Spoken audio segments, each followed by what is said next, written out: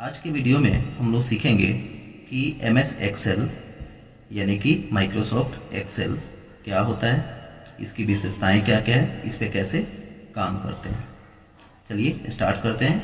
Microsoft office का एक सदस्य माइक्रोसॉफ्ट एक्सेल भी है। अब सवाल आता है कि माइक्रोसॉफ्ट एक्सेल क्या है, तो आपका जवाब होना चाहिए कि माइक्रोसॉफ्ट एक्सेल एक स्प्रेडशीट प्रोग्राम है जिसमें रो और कॉलम की संख्या शामिल होती है, यानी कि ऑलरेडी उसमें रो और कॉलम बने होते हैं। जो आंकड़ों यानी कि डाटा को टेबुलर फॉर्मेट में ओपन करने के लिए, क्रिएट यानी कि बनाने के लिए, उसमें कुछ भी चेंजिंग करने के लिए, या फॉर्मेटिंग यानी कि डिजाइनिंग चेंज करने के लिए, उसमें कैलकुलेट करने के लिए ये आपको अलग अलग फार्मूले देते हैं जिसका यूज करके आप उसको कैलकुलेट करते हो आदि का कार्य करता है। इसका फाइल का जो एक्सटेंशन होता है वो XLS या .xlsx होता है। MS एक्सेल हमें डाटा को ऑर्गेनाइज करने यानी कि सॉर्ट करने, स्टोर करने यानी कि सेव करने, और एनालिसिस यानी कि अलग अलग तरह के डाटा को एनालिसिस करने के लिए, चाहे वो चार्ट की मदद से हो चाहे जैसे भी मदद करता है। कुछ बातें एक्सेल स्टार्ट करने से पहले हम लोग जान लें। जैसे एक्सेल के पेज को हम लोग क्या कहते हैं, वर्क शीट कहते हैं। एक्सेल का जो फाइल होता है उसको स्प्रेडशीट या वर्कबुक कहते हैं। एक्सेल के एक सीट में 10,48,576 रो और 16,384 कॉलम होते हैं जिसको XFD लिखा रहता है। डिफॉल्ट एक्सेल के फाइल में 3 सीट होते हैं, यानी कि सीट 1, सीट 2 और सीट 3। एक्सेल में जो एक खंड होता है यानी कि रो कॉलम के मिलने से जो एक खंड जो बनता है वो आपका सेल कहलाता है, और सेल में आप कहीं पे भी इक्वल लगा के कोई भी कैलकुलेटर का काम कर सकते हैं, यानी कि जोड़ घटाव गुना भाग जो भी करना है इक्वल लगाइए, आप इजीली कर सकते हैं। चलिए आते हैं कि एक्सेल की विशेषताएं क्या क्या होती है। यह ऑटोमेटिक रिकैलकुलेशन करता है, यानी कि एक बार आप फॉर्मूला डाल दो तो वो ऑटोमेटिक जो है ना वो सेल का एड्रेस खुद चेंज करके कैलकुलेट कर लेता है। फंक्शन का प्रयोग, इसमें पहले से बहुत सारे बने बनाए फॉर्मूले दिए रहते हैं जिसका प्रयोग करके आप आसानी से कोई भी कैलकुलेशन कर सकते हो। ग्राफ, अलग अलग 11 तरीके के ग्राफ यानी कि चार्ट दिए रहते हैं जिसकी मदद से आप अलग अलग ग्राफ बना सकते हैं। डाटा एनालिसिस की सुविधा देता है, यानी डाटा को अलग अलग तरीके से आप एनालिसिस कर सकते हैं, सॉर्ट करके, फिल्टर करके, जैसे भी। विभिन्न प्रकार की फॉर्मेटिंग यानी कि डिजाइनिंग ऑप्शन देता है जिसका यूज करते हुए आप अपने सीट की डिजाइनिंग चेंज कर सकते हैं। डेटा प्रोटेक्शन यानी कि डाटा को लॉक करने के लिए या उसको प्रोटेक्ट पासवर्ड से करने के लिए या उसको शेयरिंग करने की सुविधा देता है। चलिए अब आते हैं कि स्टार्ट कैसे करते हैं आपका MS Excel. MS Excel start करने के लिए कीबोर्ड से जो विंडो बटन होता है वो और R एक साथ दबाइए, एक रन बॉक्स आएगा, उसमें आपको क्या कर देना है, एक्सेल टाइप कर देना है और ओके दबा देना है। अब जैसे एक्सेल खुलेगा तो वो कुछ इस तरह का दिखेगा। MS एक्सेल स्क्रीन में सबसे ऊपर जो होता है जिस पे अभी बुक 1 एक्सेल लिखा हुआ है, तो ये कहलाता है आपका टाइटल बार, जिसके राइट साइड में क्लोज, मैक्सिमाइज और मिनिमाइज बटन होते हैं। ये जो आपको दिख रहा है सेव एज, जो भी चीजें, ये आपका कहलाता है क्विक एक्सेस टूल बार। ये होम, इंसर्ट जो भी चीजें हैं ये कहलाती हैं आपकी रिबन टैब, और ये होम पे क्लिक करने से ये जो भी ऑप्शन आए हुए हैं इसको कहते हैं रिबन, यानी कि होम रिबन। ये जो है इंसर्ट आइकन डायलॉग बॉक्स है, इंसर्ट फंक्शन यूज करता है। ये जो है नेम बॉक्स है, यानी कि जो भी सेल पे आप क्लिक करोगे वहां पे नेम बताएगा। एक्टिव सेल बॉर्डर, यानी कि ऐसा जहां पे भी आप क्लिक किए रहोगे तो ये दिखाएगा कि आप यहाँ पर अभी क्लिक किए हुए हो। ये जो भी 1 2 3 4 जो आता है ये कहलाता है आपका रो, और ये ABCD जो दिया रहता है इसको कहते हैं कॉलम। ये जो भी एक एक खंड होता है इसको कहते हैं सेल, हर सेल का एड्रेस होता है। ये नीचे वाला जो जैसे यहाँ पे सीट 1, सीट 2, इस तरह से सीट टैब कहलाता है। ये यहाँ से जो प्लस दिया हुआ है या यहाँ पे स्टार का साइन दिया रहता है, यहाँ से आप नया सीट लेके आ सकते। जैसे इस पे क्लिक करोगे सीट 2 अपने आप आ जाएगा, सीट 3, इस तरह से अपने आप सीट बढ़ता जाएगा। यहाँ से आप पेज को जूम कर सकते हो। जूम जो हम लोग कम से कम 10 और मैक्सिमम यानी कि अधिक से अधिक 400 तक इसको जूम कर सकते हैं एक्सेल में। नीचे वाली पूरी पट्टी जो है इसको कहते हैं स्टेटस बार। क्लियर है? अब चलते हैं एक्सेल में हम लोग काम कैसे करते हैं। चलिए स्टार्ट करते हैं एमएस एक्सेल। सबसे पहले हम लोग जाने कि रो या कॉलम को एडजस्ट कैसे करते हैं, वो हम लोग सीखते हैं। सबसे पहले जो भी ये लिखा हुआ है, ये इसका एड्रेस आप देखोगे यहाँ से ऊपर दिखा रहा है A1। आप इसको यहाँ से A और B के बीच में पकड़ के आप इसको जितना चौड़ा करना चाहते हैं या जितना पतला करना चाहते हैं कर सकते हैं। यहाँ से जो 1 2 लिखा हुआ है, ऐसे ही इसको भी आप रो को भी जितना चौड़ा या पतला करना चाहते हैं इसको पतला कर सकते हैं। जैसे मान लेते हैं कि मुझे यहाँ से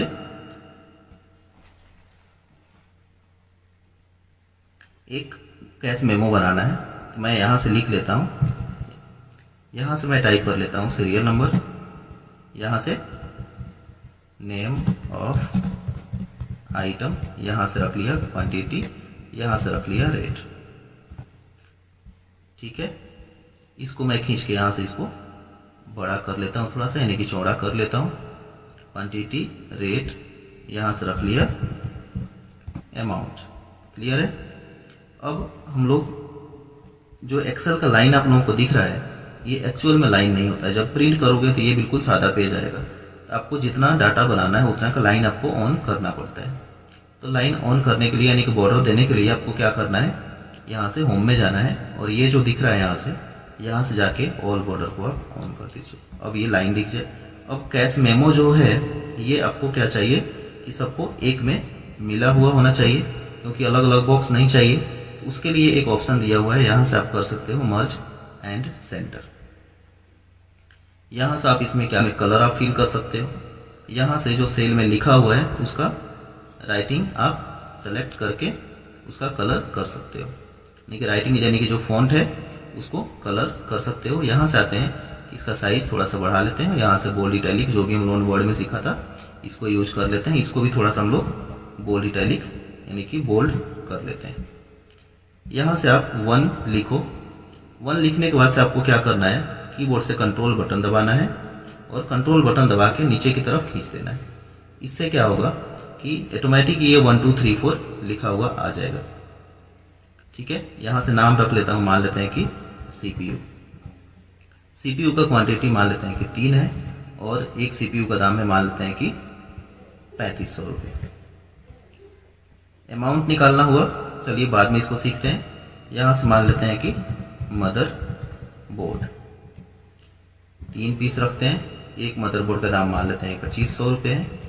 अब इसी पे कैलकुलेट करके देखते हैं। अमाउंट निकालना हुआ टोटल बराबर दिए। अब आप इसका एक्सेल में कहा जाता है कभी भी आपको नंबर पे यानी कि डायरेक्ट वैल्यू पे काम नहीं करना। इसका एड्रेस निकालना हुआ तो ऊपर देखेंगे कितना है D और लेफ्ट साइड में 3 यानी कि D3 मल्टीप्लाई इसका एड्रेस हो जाएगा D3 3500 का एड्रेस और क्वांटिटी यानी 3 का, इस पर आप क्लिक कर दोगे तब भी उसका एड्रेस ले लेगा।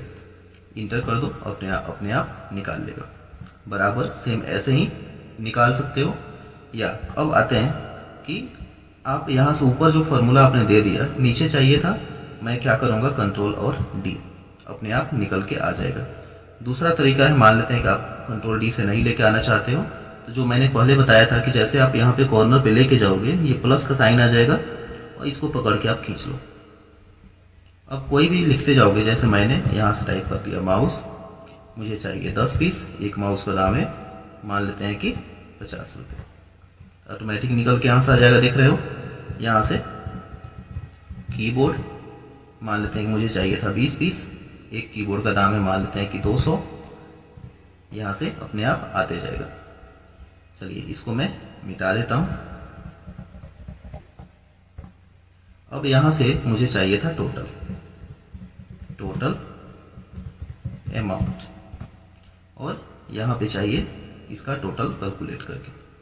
तो एक शॉर्टकट आप यहाँ से यूज कर सकते हो। जैसे आप राइट साइड में जाओगे यहाँ से तो एक ऑप्शन यहाँ पे मिल जाएगा आपको, जिसको कहते हैं हम लोग ऑटो सम। आप यहाँ से ऑटो सम पे क्लिक कर दो और इंटर कर दो। यहाँ पे ऑटोमेटिक ये ऐड होके आ जाएगा। यदि आप वहाँ पे नहीं जाना चाहते हो तो क्या करो, कीबोर्ड से अल्ट और इक्वल टू अल्ट और इक्वल आपको प्रेस करना है और इंटर कर देना है, ऑटोमेटिक ये जोड़ देगा। अब इतना जो है था इसको मुझे मर्ज करना है, आप सेलेक्ट कर लो। सेलेक्ट करने के बाद से क्या कर सकते हो, यहाँ से मर्ज पे क्लिक कर दो और यहाँ से लेफ्ट साइड कर लिए। क्लियर है? अब इतना उम्मीद है कि आ जाएगा। इस तरह से हम लोग कैश मेमो आसानी से बना सकते हैं।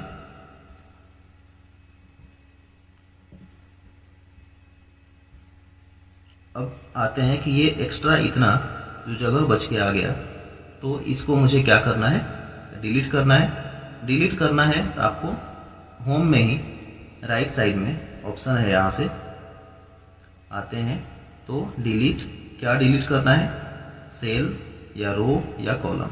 तो मुझे अभी क्या करना था, डिलीट सीट रो, क्लिक कर दो। आप देखो यहाँ से सारे जो नीचे एक्स्ट्रा बने हुए थे सारे डिलीट हो गए। इन केस मुझे अगर ज़रूरत पड़ जाए कि 4 नंबर के जगह पे मुझे एक खाली जगह चाहिए, तो उस केस में आप क्या कर सकते हो, इंसर्ट कर सकते हो। यहीं पे राइट साइड में आओ यहाँ से, और आप यहाँ से क्या कर सकते हो, इंसर्ट और रो। आप देखो यहाँ से एक नया रो इंसर्ट होके आ गया। सीरियल नंबर मैं यहाँ पे कर लेता हूँ 4, नीचे वाले को कर लेता हूँ 5। यहाँ पे मुझे रखना था, मान लेते हैं कि आपका कैबिनेट, यहाँ से कैबिनेट रख लिया 2। एक कैबिनेट का दाम मान लेते हैं कि 1400 रुपये है, और यहाँ पे कंट्रोल डी कर दिया। क्लियर है? यानी कि इसमें 2 चीज़ें ध्यान देने की है। जो भी सेल को मिलाना होता है तो हम लोग क्या करते हैं, यहाँ से मर्ज करते हैं। टोटल इसको भी कलर करना हुआ है, यहाँ से आपने कलर कर लिया। साइज जितना बड़ा करना है यहाँ से साइज बड़ा कर लिया। फॉन्ट का कलर चेंज करना है, जो लेफ्ट राइट अलाइनमेंट है वो सारा यहीं से काम करेगा। क्लियर है?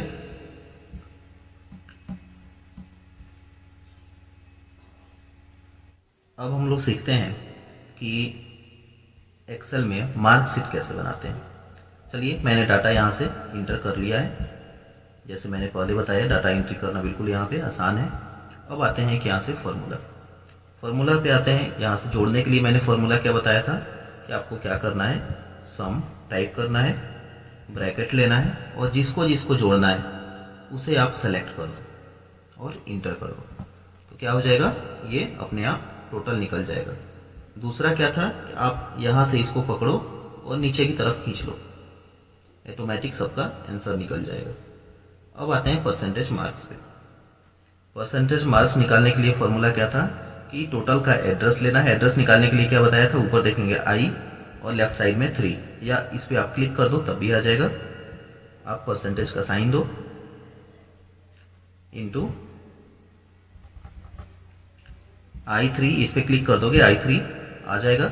I3 मल्टीप्लाई 100 डिवाइडेड बाई, मेरे केस में अभी क्या है, फुल मार्क्स 600 है। आप यहाँ से 600 फुल मार्क्स लिख सकते हो। इंटर करो, ये परसेंटेज निकल के आ जाएगा। जब एक निकल गया तो आप क्या करो, इसको सेलेक्ट करो, या तो पकड़ के इसको खींच सकते हो जैसे मैंने टोटल वाले में किया था, या आप नीचे तक सेलेक्ट करो। सेलेक्ट करने के बाद से कंट्रोल और डी कर दो, अपने आप आ जाएगा। डिवीजन के लिए फॉर्मूला होता है हम लोगों का, equal to IF, if bracket में परसेंटेज मार्क्स जो है उसका एड्रेस मैंने ले लिया, यानी कि J3 बड़ा है या बराबर है 60 के, यानी कि 60 के। तो कॉमा, इन्वर्टेड कॉमा में आपको क्या करना है, यहाँ से लिख देना है फर्स्ट। इन्वर्टेड कॉमा को बंद कर दिया, फिर से कॉमा देते हैं और फिर इसी फॉर्मूले को रिपीट करते हैं, यानी कि इफ J3 बड़ा हो या बराबर हो 45 के, तो कॉमा, फिर इन्वर्टेड कॉमा ओपन करना है और सेकंड लिख के इन्वर्टेड कॉमा बंद कर देना है। फिर से कॉमा दिया और फिर दोबारा फॉर्मूला यही लिखते हैं, इफ J3 बड़ा हो या बराबर हो इसके 33 के, तो क्या करना है, यहाँ से इन्वर्टेड कॉमा और यहाँ से लिख दीजिए आप थर्ड। Inverted comma close. जब फर्स्ट सेकंड थर्ड कुछ भी नहीं होगा तो निश्चित है कि फेल होगा। यहाँ से मैं लिख लेता हूँ फेल।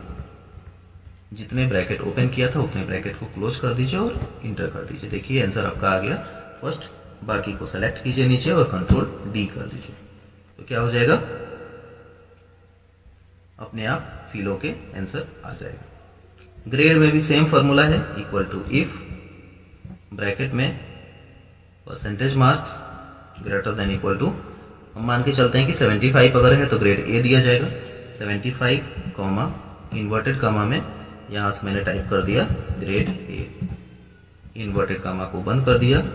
यहाँ से फिर से सेम फॉर्मूला रिपीट करते हैं, इफ J3 बड़ा हो या बराबर हो 60 के तो क्या होना चाहिए, कॉमा दिया इन्वर्टेड कामा में, यहाँ से लिख लेते हैं ग्रेड बी, इन्वर्टेड कामा बंद। इसी तरह से टोटल सेम फॉर्मूला हम लोग रिपीट करते चलते हैं, J3 बड़ा हो या बराबर हो कितने 45 के, तो यहाँ से क्या होगा इन्वर्टेड कामा में grade C comma if J3 बड़ा हो या बराबर हो कितना 33 के, तो कॉमा यहाँ से क्या हो जाएगा ग्रेड डी।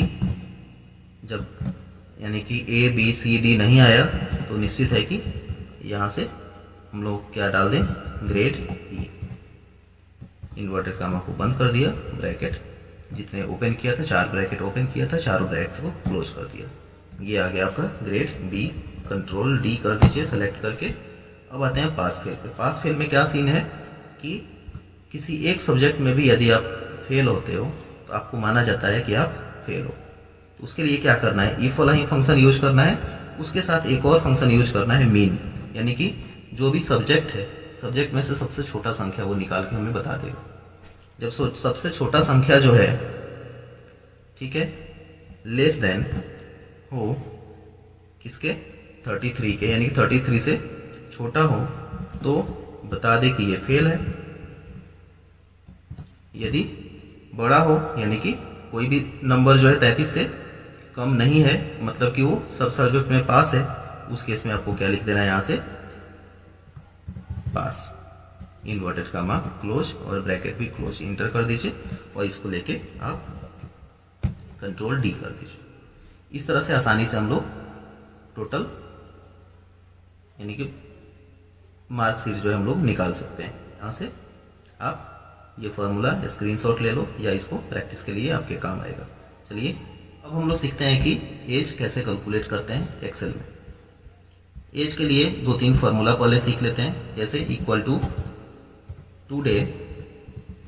कहीं पे भी यदि आपको ज़रूरत हो डेट की तो आप टुडे टाइप कर दीजिए, डेट आ जाएगा। यदि डेट और टाइम दोनों की ज़रूरत है तो आप टाइप कर दो यहाँ से नाउ, तो डेट और की जैसे आप टाइप करते हो इक्वल टू टुडे तो आपको ये डेट तो आ ही जाता है, ये भी पता चल जाता है कि मुझे डेट ऑफ बर्थ जो है वो कौन से फॉर्मेट में लिखना है।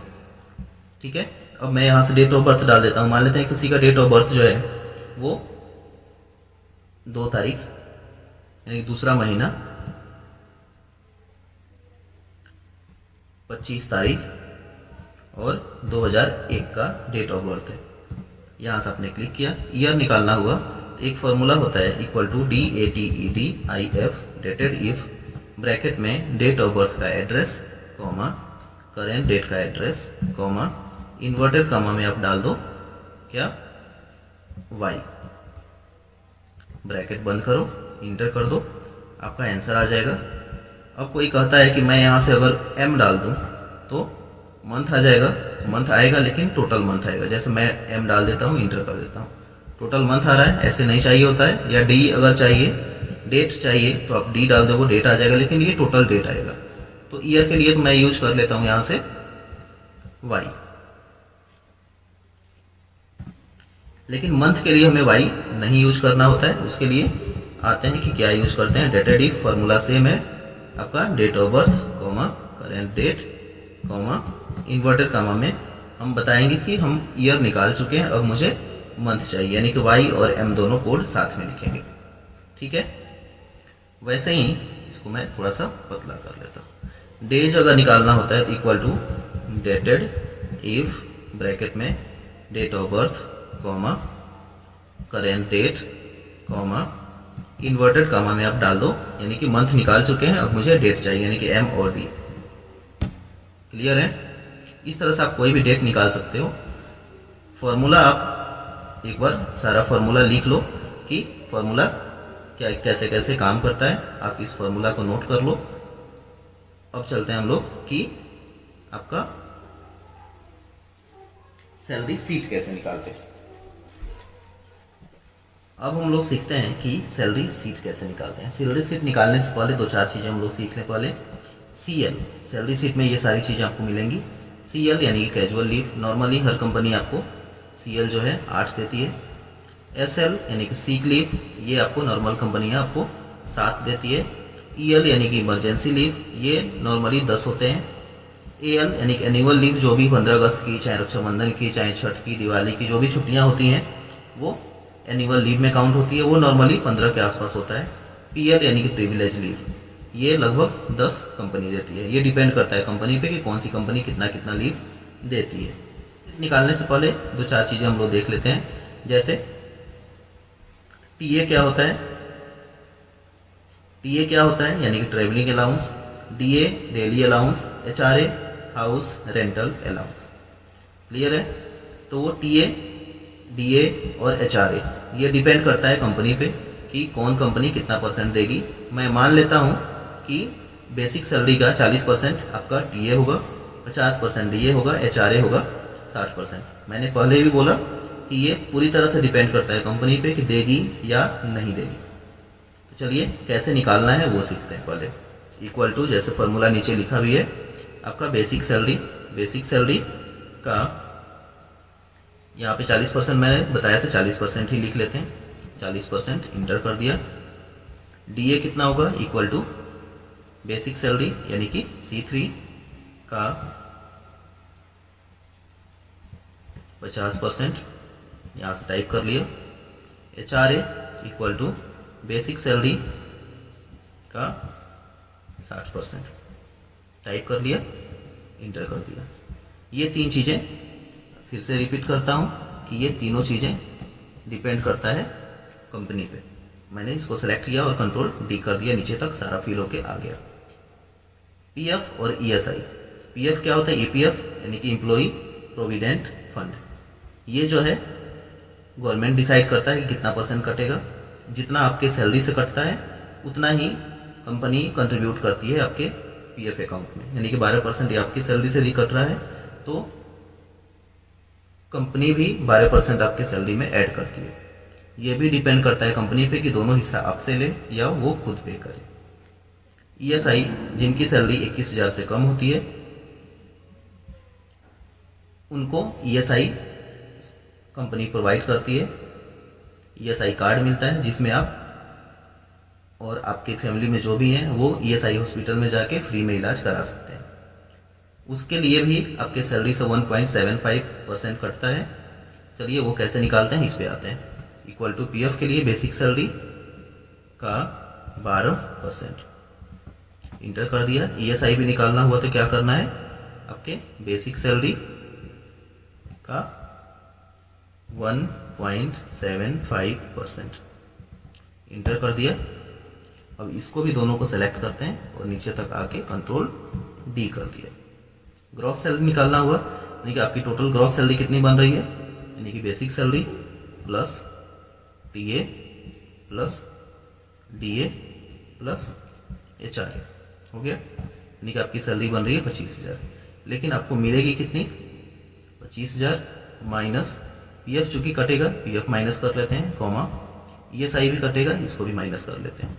जिनकी सैलरी एक बार फिर से बता देता हूँ, ESI उन्हीं का कटता है जो 21,000 से कम सैलरी पाते हैं। 21,000 से ऊपर जो पाते हैं उनको कंपनी इंश्योरेंस प्रोवाइड करती है।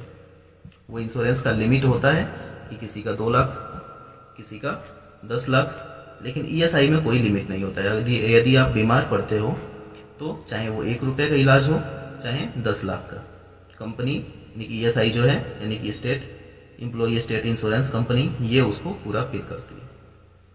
क्लियर है? चलिए वीडियो यहीं पे आज का समाप्त करते हैं। कोई अगर क्वेश्चन होता है तो आप कमेंट बॉक्स में टाइप कर सकते हैं। धन्यवाद।